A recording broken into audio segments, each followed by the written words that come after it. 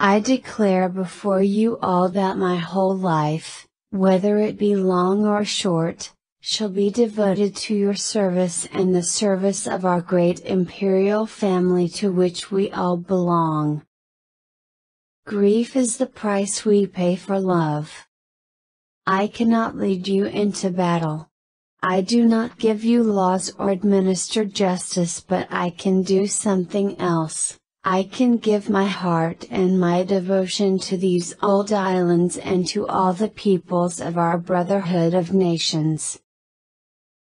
I have in sincerity pledged myself to your service, as so many of you are pledged to mine. Throughout all my life and with all my heart I shall strive to be worthy of your trust. It's all to do with the training. You can do a lot if you're properly trained. The lessons from the peace process are clear. Whatever life throws at us, our individual responses will be all the stronger for working together and sharing the load.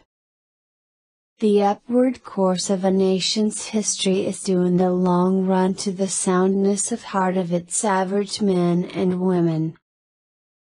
Like all the best families, we have our share of eccentricities, of impetuous and wayward youngsters and of family disagreements.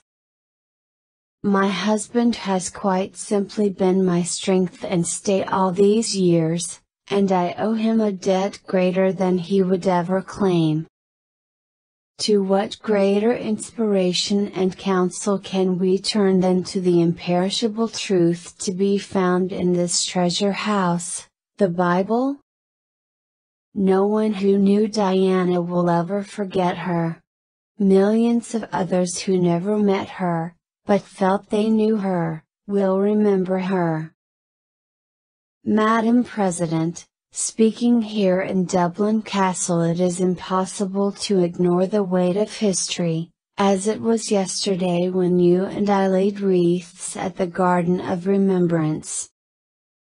I have been aware all the time that my peoples, spread far and wide throughout every continent and ocean in the world, were united to support me in the task to which I have now been dedicated with such solemnity. For many, Christmas is also a time for coming together. But for others, service will come first. The events that I have attended to mark my Diamond Jubilee have been a humbling experience. It has touched me deeply to see so many thousands of families, neighbors and friends celebrating together in such a happy atmosphere. I hope that tomorrow we can all, wherever we are, join in expressing our grief at Diana's loss, and gratitude for her all too short life. It is a chance to show to the whole world the British nation united in grief and respect. At Christmas, I am always struck by how the spirit of togetherness lies also at the heart of the Christmas story. A young mother and a dutiful father with their baby were joined by poor shepherds and visitors from afar. They came with their gifts to worship the Christ child. It is easy enough to define what the Commonwealth is not. Indeed, this is quite a popular pastime. In remembering the appalling suffering of war on both sides, we recognize how precious is the peace we have built in Europe since 1945. To all those who have suffered as a consequence of our troubled past, I extend my sincere thoughts and deep sympathy. With the benefit of historical hindsight, we can all see things which we would wish had been done differently or not at all. We lost the American colonies because we lacked the statesmanship to know the right time and the manner of yielding what is impossible to keep. I have behind me not only the splendid traditions and the annals of more than 1,000 years but the living strength and majesty of the Commonwealth and Empire, of societies old and new, of lands and races different in history and origins but all, by God's will, united in spirit and in name. At its heart, engineering is about using science to find creative, practical solutions. It is a noble profession. Therefore I am sure that this, my coronation, is not the symbol of a power and a splendor that are gone but a declaration of our hopes for the future, and for the years I may, by God's grace and mercy, be given to reign and serve you as your Queen. I know of no single formula for success. But over the years I have observed that some attributes of leadership are universal and are often about finding ways of encouraging people to combine their efforts, their talents, their insights, their enthusiasm and their inspiration to work together. First, I want to pay tribute to Diana myself. She was an exceptional and gifted human being.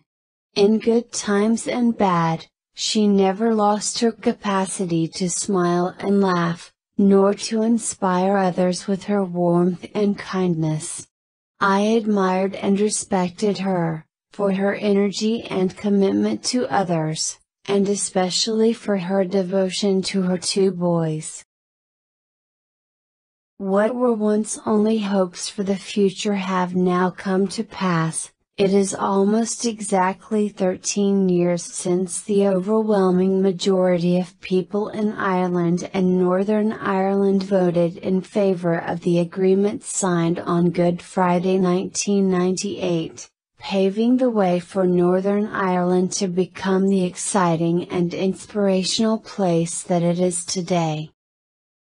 I have in sincerity pledged myself to your service, as so many of you are pledged to mine.